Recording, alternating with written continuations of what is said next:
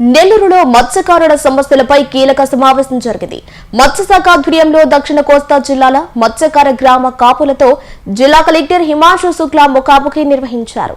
తిరుపతి, నెల్లూరు, ప్రకాశం, బాపట్ల జిల్లాలకు చెందిన మత్స్యకారులతో టౌన్ హాల్లో సమావేశమైన అధికారులు తమిళనాడు, పాండిచ్చేరి మత్స్యకారుల అక్రమ వేటను అరికట్టడంపై చర్చించారు. ప్రభుత్వం మంజూరు చేసిన 650 HP సామర్థ్యం గల 4 హైస్పీడ్ బోట్ల కొనుగోలుపై మత్స్యకారుల అభిప్రాయాలను కలెక్టర్ తెలుసుకున్నారు. తిరుపతి జిల్లా నుంచి బాపట్ల వరకు 350 కిలోమీటర్ తీర ప్రాంతం ఉంది. ఈ తీర ప్రాంతంలో ఉన్న ఫిషర్మెన్కి ఒక పెద్ద సమస్య అంటే ఇక్కడే 22 కిలోమీటర్స్ లోపల అంటే రాష్ట్ర సరిహద్దులో మన తమిళనాడు నుంచి తర్వాత పాండిచ్చేరి నుంచి రెగ్యులర్గా బోట్స్ వస్తున్నాయి. ఆ బోట్స్ రావడం వల్ల ఇక్కడే ఉన్న మత్స్య సంపదని వాళ్ళు ఎక్స్ప్లాయిట్ చేస్తున్నారు.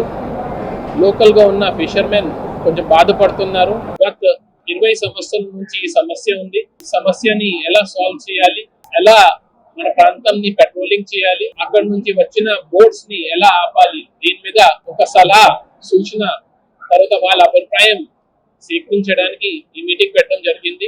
4 జిల్లాల నుంచి ప్రతి గ్రామం నుంచి 164 గ్రామం నుంచి చాలా ఎక్కువ నంబర్లో ఈ రోజు ఫిషర్మెన్ ఇక్కడ రావడం జరిగింది. ఆల్మోస్ట్ అందరూ మాట్లాడారు. వాళ్ళందరితో మాట్లాడిన తర్వాత మేము ఒక డెసిజన్ కి తీసుకొని రావడం జరిగింది. వచ్చిన 15 జూన్ నుంచి ఈ ప్రాంతంలో 4 బోట్స్ తో ఫిషింగ్ బోట్స్ తో పెట్రోలింగ్ చేయడం కార్యక్రమం మొదలు పెట్టడం జరుగుతుంది. ఈ నేపథ్యంలో ఆల్రెడీ గవర్నమెంట్ వెంటనే స్పందించేసి తిరుపతికి ఒక బోట్, నెల్లూరు జిల్లాకి 2 బోట్, తర్వాత బాపట్లకి ఒక బోట్ శాంక్షన్ చేయడం జరిగింది. ప్రకాశం జిల్లాకి బోట్ శాంక్షన్ అవ్వలేదు. ఈ రోజు అక్కడ ఉన్న మత్స్యకారులు విజ్ఞప్తి పెడితే నేను ఈ రోజే ప్రకాశం జిల్లాకి కూడా ఇంకోటి బోట్ శాంక్షన్ చేయండి అనేది రిక్వెస్ట్ పెట్టడం జరుగుతుంది.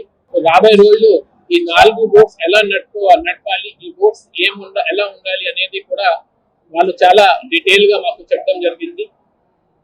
స్పెసిఫికేషన్ కి వస్తే అందరూ ఫిషర్మెన్ ఏం చెప్పారంటే ఈ బోట్ స్టీల్ బోటే ఉండాలి, దీనికి horse power engine horse power 650 ఉండాలి, తర్వాత ఈ బోట్స్ ఓన్లీ పెట్రోలింగ్ కే వాడాలి. ఈ 3 అంశాల మీద అందరూ యునానిమస్ గా వాళ్ళ అభిప్రాయం ఇవ్వడం జరిగింది. తర్వాత ఈ బోట్ మీద దీనికి మంత్ బై మంత్ ఎలా ఖర్చు పెట్టాలి అనేది కూడా దీని మీద డిస్కషన్ జరిగింది.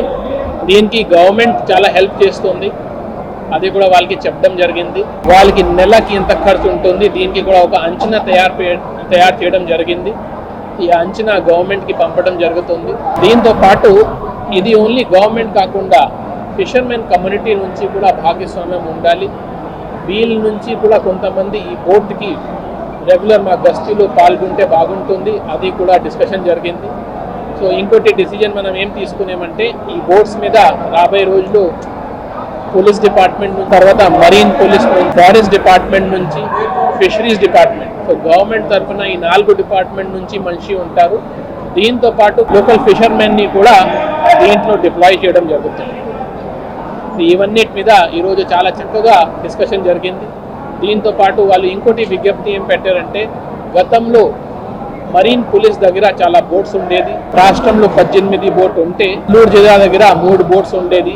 కానీ ఆ 3 బోట్స్ ఇప్పుడు పనికి రావడం లేదు, అది ఖరాబ్ అయింది. దీనికి చాలా మెయింటెనెన్స్ చేయాలి.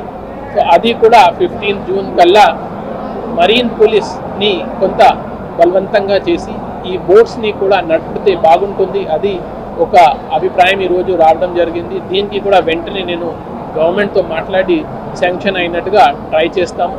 సో రాబోయే రోజుల్లో ఒక సైడ్ నుంచి ఫిషరీస్ బోట్ ద్వారా పెట్రోలింగ్, 2 సైడ్ నుంచి మరీన్ పోలీస్ ద్వారా పోలీసింగ్, ఈ 2 పెట్టి కొంత ఆ బోట్స్ని ఇక్కడే రాకుండా చూడడం జరుగుతుంది.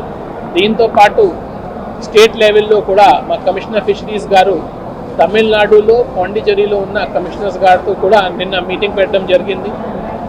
వాళ్ళు కూడా ఇక్కడే ఆంధ్ర సంబంధించిన ఫిషర్మెన్ చాలా బాధపడుతున్నారు. మీ ద్వారా చేసిన ఈ ఎక్స్‌ప్లాయిటివ్ ఫిషింగ్ తర్వాత మా మత్స్య సంపద ఖరాబ్ అయిపోతున్నాయి కూడా చెప్పడం జరిగింది. వాళ్ళకి ఇన్ రైటింగ్ కూడా ఇవ్వడం జరిగింది. సో ఒకటి గవర్నమెంట్ టు గవర్నమెంట్ లెవెల్లో మాట్లాడడం, రెండోది మన డిస్ట్రిక్ట్ లెవెల్లో ఇట్లాంటి పెట్రోలింగ్ చేయడం, ఈ రెండు కూడా సైమల్టేనియస్గా జరుగుతున్నాయి. ఇప్పుడు 15th ఏప్రిల్ నుంచి 15 జూన్ వరకు ఫిషింగ్ బ్యాన్ పీరియడ్ ఉంటుంది. ఈ 2 నెలలు మనం ఇవన్నీ పెట్రోల్ బోట్స్ కొనుగోలు చేయడం, దీనికి సంబంధించిన సామాన్ కొనుగోలు చేయడం, బైనాకులర్స్ కానీ, ఫైర్ ఎక్స్టింగ్విషర్ ఎక్విప్మెంట్ కానీ, లైఫ్ సేవింగ్ ఎక్విప్మెంట్ కానీ ఇవన్నీ కొనుగోలు చేసుకొని వచ్చిన జూన్ నెలలో అన్నీ బాగానే ఉండాలి, కరెక్ట్గా ఉండాలి. మనం దీని మీద కృషి చేస్తాము. ఆ తర్వాత ఫిషర్మెన్ నుంచి కూడా ఈ ప్రాంతంలో 23 మండలాలు ఉన్నాయి. 23 మండలాల నుంచి ప్రతి మండల్కి ఒక పాయింట్ ఆఫ్ కాంటాక్ట్ వాళ్ళ ఫిషర్మెన్ నుంచి కూడా మాకు ఇస్తే రాబోయే రోజుల్లో ఏమైనా ఇష్యూ వస్తే గవర్నమెంట్ డైరెక్ట్గా ఫిషర్మెన్తో మాట్లాడతారు. మధ్యలో ఎవరిని ఇన్వాల్వ్ చేయకుండా గవర్నమెంట్కి ఫిషర్మెన్ మధ్యలో మధ్యవర్తి ఎవరు ఉండకూడదు. ఆ ఆలోచనతో కూడా ఒక వాళ్ళ నుంచి పేరు అడగడం జరిగింది. వాళ్ళు కూడా ఒప్పుకున్నారు. బై సోమవారం రోజున మన మండల్ నుంచి ప్రతి మండల్ నుంచి ఒక పర్సన్కి పేరు ఇవ్వడం జరుగుతుంది.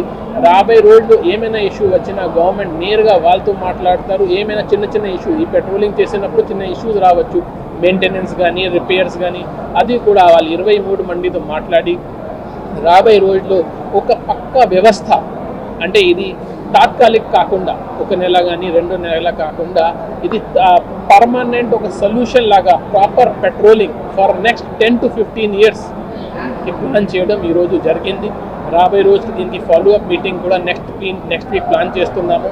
15th జూన్ నుంచి ఈ ఫిషర్మెన్ సంబంధించిన సమస్యని శాశ్వతంగా పరిష్కారం చేయడానికి గవర్నమెంట్ చాలా కట్టుబడి ఉంటుంది. నేను కానీ, ఎస్పీ గారు కానీ, డిస్ట్రిక్ట్ ఫారెస్ట్ ఆఫీసర్ కానీ ఈరోజు కనీసం 3-4 గంటల వాళ్ళతో మాట్లాడడం జరిగింది.